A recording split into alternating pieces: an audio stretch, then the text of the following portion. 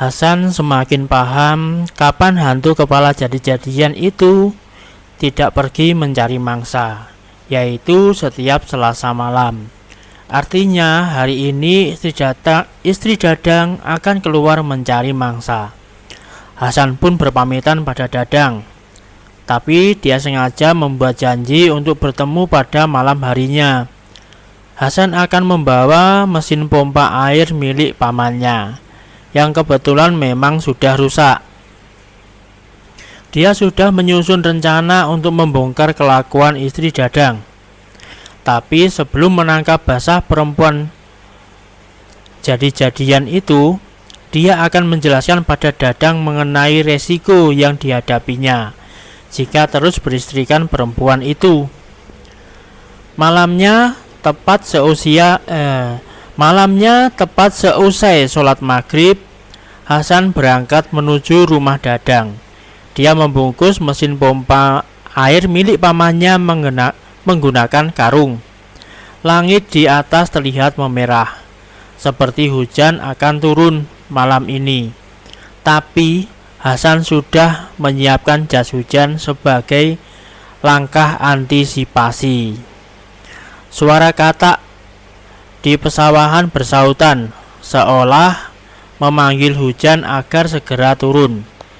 Deru knalpot sepeda motor tua milik pamannya membuat katak-katak yang ada terdiam. Mungkin juga katak-katak itu terkejut.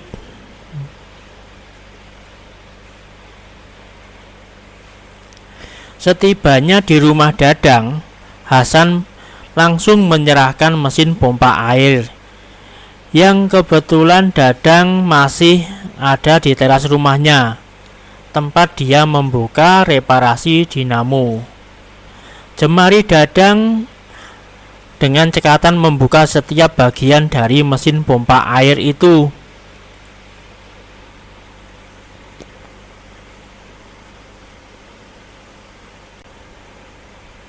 Mulai dari membuka 4 baut yang mengancing penutup impeller, lalu melepaskan impeller, membuka seal atau pelapis agar air tidak merembes ke dinamo, hingga melepaskan as atau poros pompa. Kemudian dia mengambil voltmeter dan memeriksa jalur dinamo. Ternyata memang dinamo mesin air itu sudah hangus, mungkin akibat pemakaian yang terlalu lama. Dadang mengambil tang dan memotong kawat, lalu memotong kawat dinamo agar mudah dikeluarkan dari cangkangnya. Mas, saya gulung kawatnya buat dinamonya besok pagi ya. Kalau semua lancar, lusa sudah bisa diambil. Ongkosnya 200.000 saja. Hasan menyetujui harga yang disebutkan oleh Dadang dan langsung membayarnya. Setelah membereskan peralatan dan mesin pompa air milik Hasan, Dadang mengajak Hasan untuk duduk-duduk di tempat itu sambil mengobrol. Tidak lama kemudian Dadang masuk ke dalam rumah, lalu kembali keluar. Setelah beberapa menit di dalam, dia membawa 2 gelas kopi hitam. Dalam hati Hasan menebak bahwa Dadang menyeduh sendiri kopi itu. Kemudian Hasan memancing dengan bertanya, "Kok rasa kopinya beda dengan yang tadi siang, Mas?" Ternyata dugaannya tepat. Dadang mengatakan kopi itu hasil seduhannya sendiri, sedangkan kopi tadi siang adalah seduhan istrinya, yang saat ini sudah ada di dalam kamar untuk menjaga neneknya. Perlahan dan dengan sangat hati-hati, Hasan menjelaskan tentang adanya perempuan yang menjalankan ilmu hitam dan memakan isi perut bayi sebagai tumbalnya. Kejadian itulah yang memakan isi perut bayi Dadang. Makhluk jadi-jadian itu yang Makhluk jadi-jadian itu pula lah yang hampir setiap malam mendatangi Lastri, mantan istri Dadang. Yang diceritakan oleh Lastri selama ini, kata Hasan, bukanlah halusinasi, tapi kenyataan. Apalagi Hasan pernah melihatnya langsung. Perempuan itu akan menjadi makhluk jadi-jadian atau hantu kepala jadi-jadian saat malam. Dia akan meninggalkan tubuhnya di suatu tempat dan akan kembali sebelum subuh. Ucap Hasan untuk menjelaskannya kepada Dadang. Dadang terlihat tidak senang mendengar cerita Hasan. Dia merasa tersinggung karena seolah Hasan menuduh istrinya adalah perempuan penganut ilmu hitam itu. Hasan melanjutkan ceritanya dan mengatakan tidak menuduh siapapun. Tapi dia menanyakan beberapa hal pada Dadang tentang kebiasaan istrinya. Dadang semakin geram, emosinya memuncak. Hampir saja dia memukul Hasan. Tapi Hasan mencoba menenangkannya sambil menyarankan agar Dadang mencoba melihat ke dalam kamar untuk membuktikan bahwa istrinya bukan hantu kepala jadi-jadian itu. Baiklah, aku akan mengajaknya keluar dan duduk di sini, ucap Dadang yakin. Dia kembali masuk ke dalam rumah. Dari luar terdengar suara Dadang memanggil nama istrinya dan mengetuk pintu. Tapi setelah beberapa menit memanggil dan mengetuk pintu, istrinya tidak juga keluar.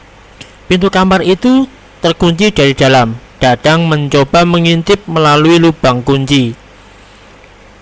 Tapi kamar itu gelap.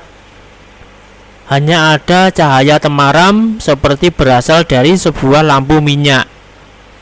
Tidak ada anak kunci dalam lubang itu.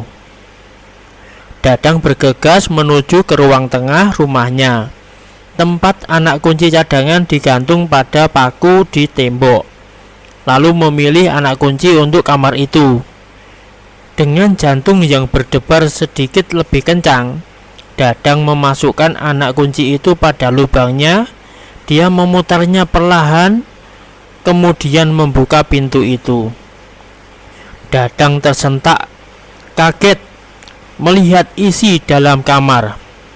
Meski cahaya lampu minyak di atas meja tidak begitu terang, Dadang bisa memastikan bahwa tubuh istrinya yang sedang duduk bersila. Tapi sosok itu tanpa kepala. Dengan tubuh gemetar, Dadang berlari keluar dan mengatakan yang dilihatnya pada Hasan. Hasan sudah menebak apa yang dilihat oleh Dadang. Dia mengikuti Dadang dari belakang dan masuk ke dalam kamar itu. Dadang menyalakan lampu kamar agar bisa melihat jelas kondisi kamar. Tidak ada nenek-nenek seperti yang diceritakan oleh Dadang. Hanya tubuh istri Dadang duduk bersila tanpa kepala.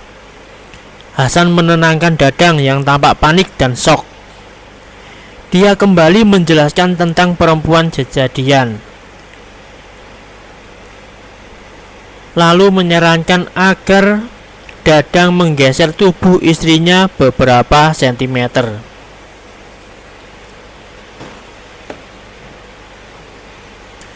Meski hanya bergeser beberapa sentimeter, hantu kepala jadi-jadian itu tidak bisa kembali ke tubuhnya. Jika sampai subuh dia tidak kembali ke tubuhnya, dia akan mati. Dan kepala itu akan dipasang kembali oleh jin yang disembahnya. Hasan menjelaskan lebih rinci lagi. Sepertinya Dadang mulai bisa memahami penjelasan Hasan, termasuk risiko yang dihadapinya jika terus beristrikan hantu kepala jadi-jadian itu. Dia mengikuti saran Hasan. Dadang mendorong tubuh istrinya sejauh beberapa sentimeter dari tempat duduk awalnya. Dadang ikhlas jika nantinya istrinya harus meninggal gara tidak bisa kembali ke tubuhnya.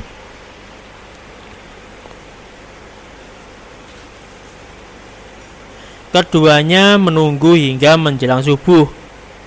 Tiba-tiba Hasan mencium bau anyir, persis seperti yang diciumnya saat berada di rumah Lastri. Dia tahu bahwa sebentar lagi istri Dadang akan datang. Benar saja, tidak cukup 2 menit, kepala perempuan itu datang. Hantu kepala perempuan Jajadian itu datang dan melayang-layang di dalam kamar. Hantu kepala Jajadian tersebut terlihat sangat marah melihat Dadang dan Hasan di dalam kamar tersebut. Dia mencoba menyerang Hasan, tapi Hasan mengelak, lalu membacakan beberapa ayat suci yang membuat hantu kepala Jadian tersebut semakin marah. Tapi dia melayang keluar, menjauh dari rumah itu. Dadang tidak melihat apapun. Dia heran saat Hasan menunduk seperti mengelak dan membaca ayat-ayat suci. Tapi perempuan itu sudah datang. Hasan kemudian menjelaskan kepada Dadang, tadi perempuan itu sudah datang, tapi kamu tidak melihatnya. Dia marah karena melihat tubuhnya berpindah tempat. Suara azan subuh mulai terdengar dari beberapa masjid serta surau di tempat itu. Itu berarti ajal dari hantu kepala Jadian tersebut akan segera tiba. Tepat setelah azan subuh berhenti, tiba-tiba datang seorang nenek bertubuh bungkuk. Seluruh rambutnya berwarna putih. Nenek bungkuk itu menatap marah pada Hasan dan Dadang. Tangan nenek itu menggenggam kepala istri Dadang dengan isi perut yang bergantung di bawah leher. Dadang berbisik pada Hasan bahwa nenek itu adalah nenek dari istrinya yang diperkenalkan saat awal menikah. Nenek tersebut melangkah perlahan menuju tubuh istri Dadang, kemudian memasukkan usus, jantung, dan isi perut lainnya melalui leher. Lalu dia meniup bagian leher yang menyambungkan tubuh dengan kepala. Asap tipis berwarna putih mengepul dari leher itu, dan tiba-tiba saja kedua bagian tubuh istri Dadang kembali menyatu, bersamaan dengan menghilangnya nenek bungkuk tersebut. Kemudian Hasan menjelaskan sesuatu kepada Dadang. Nenek itu bukan manusia. Dia adalah jin yang disembah oleh istrimu. Wujud aslinya pun bukan nenek-nenek, tapi genderuwo jantan. Saat pagi tiba, Dadang memberitahukan perihal kematian istrinya kepada warga, tapi dia tidak menjelaskan penyebab kematian perempuan itu. Rahasia itu hanya diketahui oleh dirinya dan Hasan, teman barunya. Oke, sekian cerita dari saya. Sampai ketemu lagi di cerita-cerita berikutnya. Jangan lupa klik subscribe, like, dan isikan komennya. Saya butuh kritik dan saran dari teman-teman semua. Wassalamualaikum warahmatullahi wabarakatuh.